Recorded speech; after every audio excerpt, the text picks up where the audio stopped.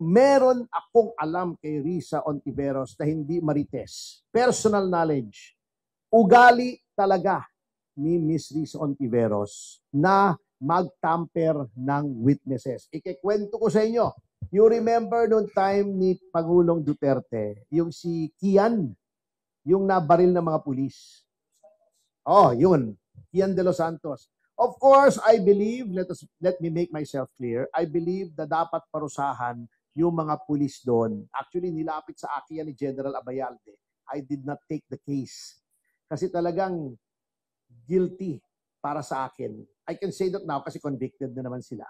Para sa akin, indefensible yung posisyon noong mga pulis. Nonetheless, ganun pa man na may kasalanan yung pulis, you should let justice take its course. Anong ginawa ni Miss Risa Ontiveros? May mga witness, dalawa, minor, kinuha niya sa pamilya at itinago niya.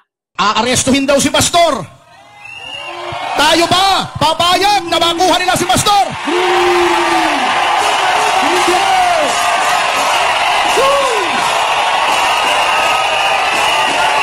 Kung gusto niyang arestuhin si Pastor, siya pumunta roon at arestuhin niya. Kung matapang talaga siya, siya pumunta roon. O sige, tabla-tabla na. Ikaw pumunta Risa, matapang ka eh. Magsama ka, siyempre. Sama mo yung Sergeant at Arms. Ikaw mamuno. Ikaw sa harap. Hindi magtatago ka sa Senado. Tuwag ka eh. Tuwag ka. Isang tuwag. O Risa, wag na tayong maglokohan. Gusto mo lang namang hiyain si Pastor Kibuloy. Bakit? Bakit? Sapagkat ang SMNI, si Pastor, ay laban sa komunista. Loloko po tayo ni Risa Ontiveros.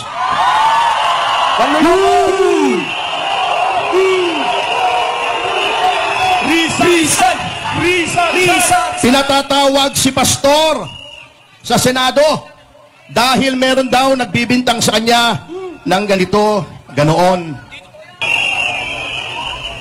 Sabi na ng Korte Suprema, ang Senado ay hindi hukuman. Ang Senado ay hindi kapulisan. Ang Senado ay hindi NBI. Ang Senado ay hindi piskalya. Eh bakit doon gustong litisin ni Risa Ontiveros? Bakit?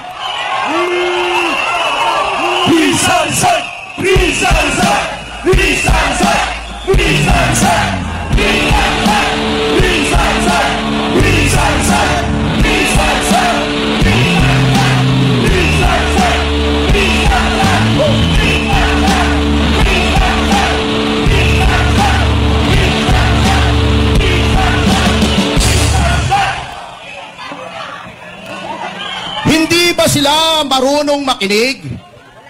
Kinagagalitan na nga sila ng Korte Suprema kung mababasa niyo yung mga desisyon kung bakit nagpupumilit ang Senado, lalo na si Risa Ontiveros, na maging hukuman. At bakit?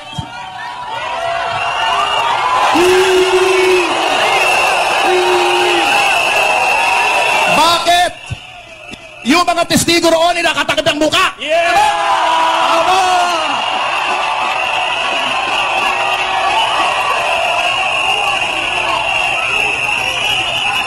Hiyang-hiya kasi sila sa kanilang pagbubuka.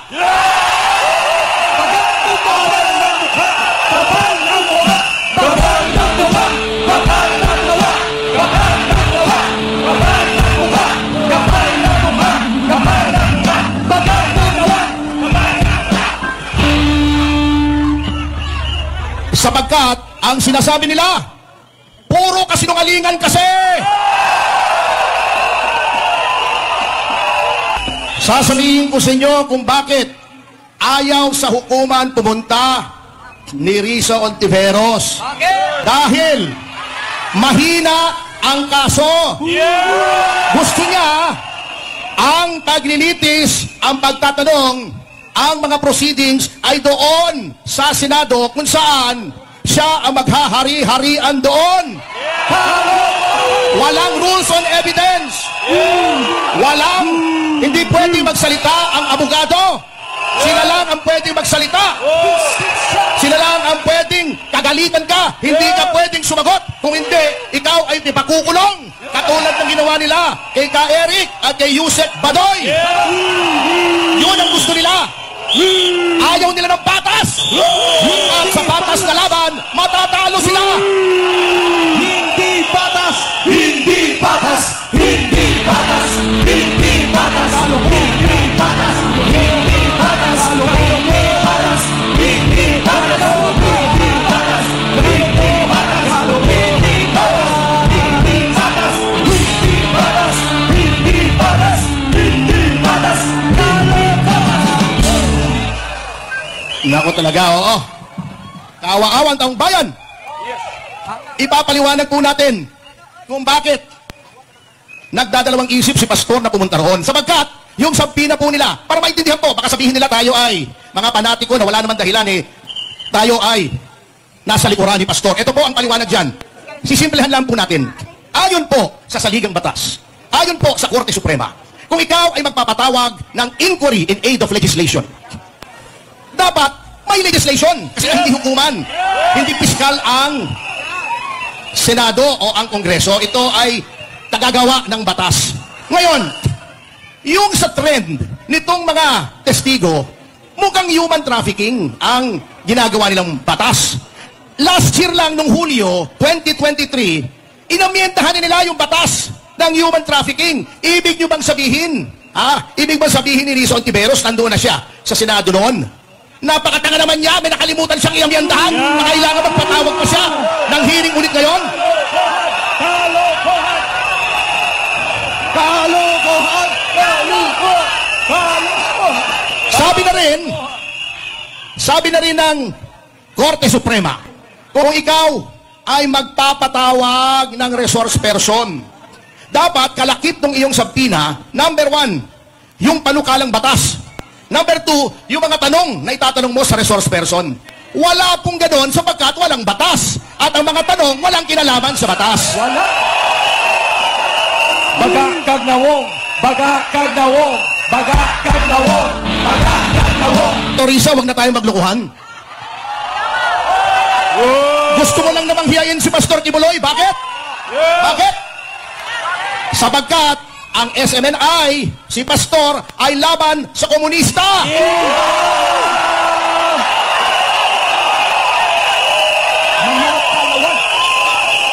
Si Risa Ontiveros, tumutulong sa komunista. Yun lang naman yun eh.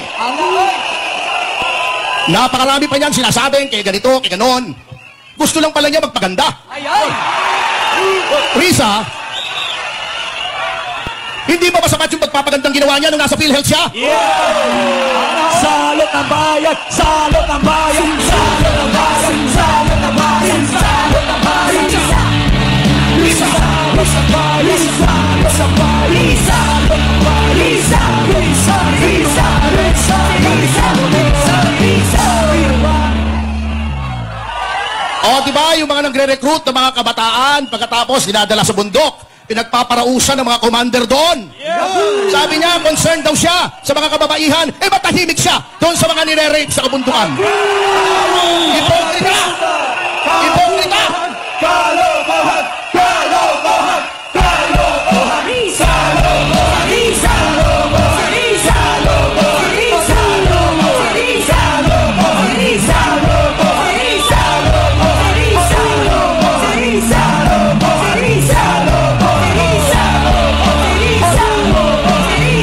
Kalokohan! Risa!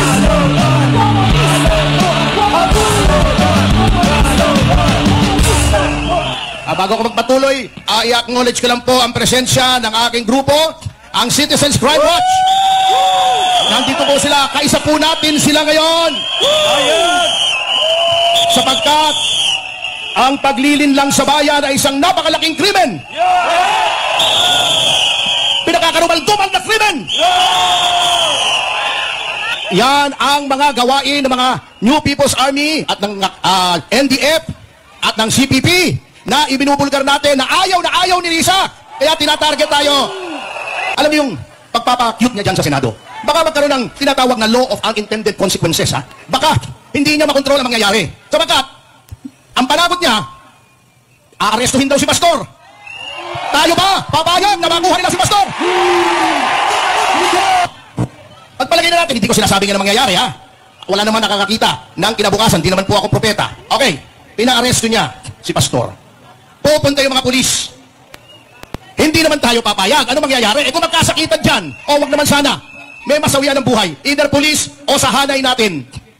Mayroong dugo ang kamay ni Risa Hontiveros pag yan ang nangyari. Kung gusto niyang arestuhin si Pastor, siya pumunta roon at arestuhin niya. Kung matapang talaga siya, siya pumunta roon. Sige. Tabla-tabla na. Ikaw pumunta, Risa, matapang ka eh. Magsama ka, siyempre. Sama mo yung Sergeant at Arms. Ikaw mamuno. Ikaw sa harap. Hindi magtatago ka sa Senado. Duwag ka eh. Duwag ka.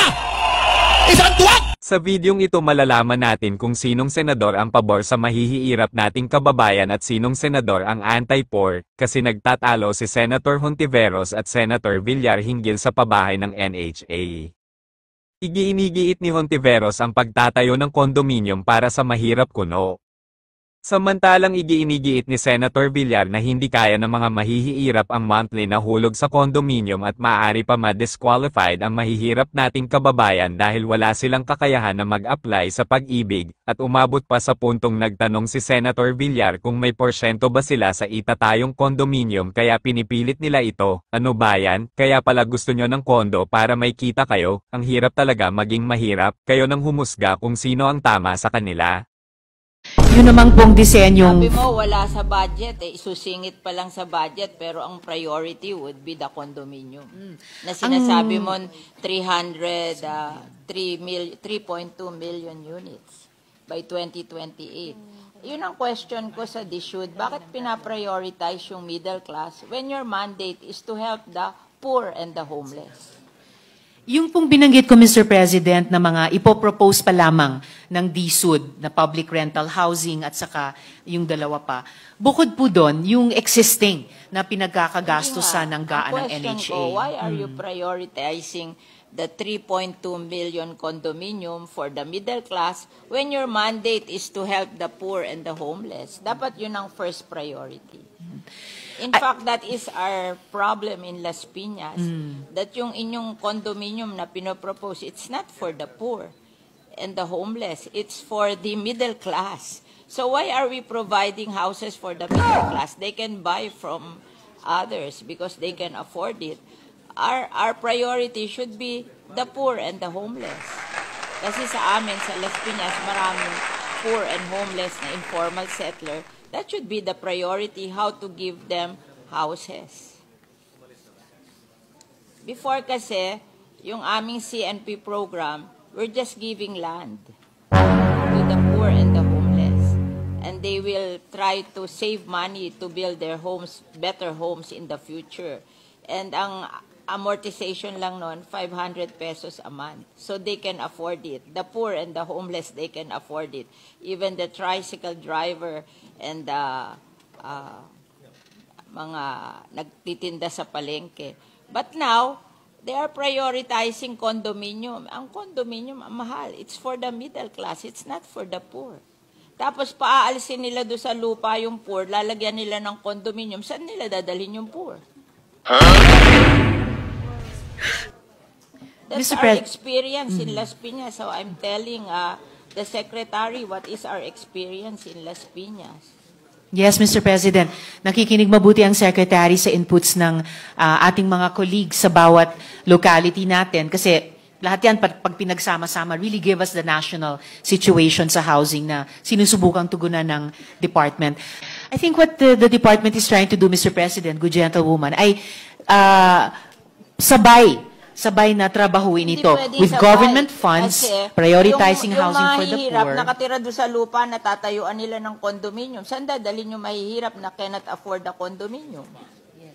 Mr. President, kahit sa condominium, sinasabi nga po ng DSUD na pati ang condominium ay for the poor as long as may interest subsidy. So sinusubukan po ng department mag-innovate sa mga programa. $4,000 a month. Hindi daw po, Mr. President, but I'll get Hindi the totoo updated yun. figure on Yun ang that. pinopromote nila, 4,000 naman. Mr. President, what I'm hearing here is it is 2,600 a month, so not Do 4,000 you think the pesos. poor can afford 2,600 a month when they're earning only below 500 a day? I just want the should to reconsider their condominium concept for the poor. Kasi parang hindi kaya ng mga mahihirap sa amin. Paalisin sila doon sa lupa na tinitirhan nila, tatayuan ng condominium, hindi naman nila kaya yung condominium, where will they go?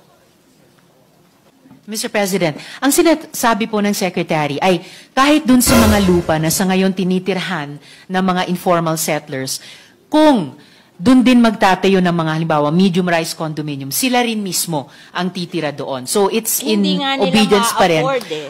That's where this comes in, Mr. President. Hindi nila ma-afford eh. Yun That's yung, the problem. Yun po. Why will you insist on building them condominiums when you can distribute the land to them 500 a month lang? Ang babayaran nila. Why will you insist on building condominium? Dahil kikita ka doon sa contractor ng condominium na may porsyento ka doon, kaya pinag-i-insist mo yung condominium. Sinimulan na nating i-advocate dito sa floor na to at nagbukas ang DSUD doon na yung dinedevelop nila noong 4PH program, wala pa po yung usapin ng government guarantee, ay maging bukas na i-implement in tandem sa mga proven na programa na sinusuportahan natin tulad ng CMP. They're promoting that and I don't think that's practical. That That's is why I'm questioning you para mag-isip kayo uli kung tama yung ginagawa nyo kasi nakalagay sa mandate nyo to help the poor and the homeless. But the poor and the homeless cannot afford the condominium. Why not distribute the land under the community mortgage program na 500 a month lang ang ano nila? But ayaw nyo nun. You will say that it will be financed by the private sector. Yes, Madam, ang problema, Mr. igagaranti President. din ng government yan. Di parang government din ang gumasta dyan. Ang priority po ng DSUD kasi, hindi yung lupa lang. Gusto ng Secretary ay pag bumili ng lupa, magtatayo din po ng bahay in various forms. Yung forms na gusto natin sa CMP, sa GLAD program ng SHAFC, and ang tinetest natin ay kung pwedeng i-complement yan nitong 4PH na may government Okay lang yung guarantee. condominium kung kanila. Kaso kukunin nila yung lupa ng mga informal settler. Tatayuan nila ng condominium. Where will the informal settler go? Pero They that- cannot afford the condominium. Paaalisin nila doon. Saan nila dadalhin? Hindi po. Hindi po pa. Paalisin eh. Ganun na ang pinopromote sa amin eh. This is on the ground. Kaya ako nagsasalita, I'm hearing it in the ground. Na paalisin sila dahil pinangangakuan sila ng condominium. Tapos tinanong ko, how will you pay for the condominium? Ang sabi nyo, mag-uutang sa Pag-ibig. Pag hindi sila napasa sa Pag-ibig, hindi sila pwedeng bumili ng condominium. O where will they go? Yung mismong informal settlers na nandun sa isang Hindi nga lupa, sila ko-qualify eh. Kasi wala silang income na gano'n that can afford to pay for the amortization of the condominium. Let's be practical. They cannot afford that. Mga ano lang yan eh, tricycle driver. Mga nagtitinda sa palengke. Hindi naman everyday continuous ang income nila. Wala naman magsa-certify sa income nila, napapasa sa Pag-ibig. Alam kung mag-process sa Pag-ibig, there should be a certification of your income. Who will certify for the tricycle driver and the nagtitinda sa palengke? Mr. President, as I was saying kanina, bukod dun sa... Kasama nila contractor. Ano po? Yung contractor, nagagawa ng building. Bakit kasama contractor? Ha? Mr. President... Ano yan, negosyo? Ha? Na i-deprive ang poor ng mga lupa nila, tapos ninegosyohin nyo yung lupa? Ano yon? Ba't may contractor at ano yon, ibebenta? Sabi nila, how are you able to buy? You have to apply sa Pag-ibig. And if you're rejected, you are not entitled.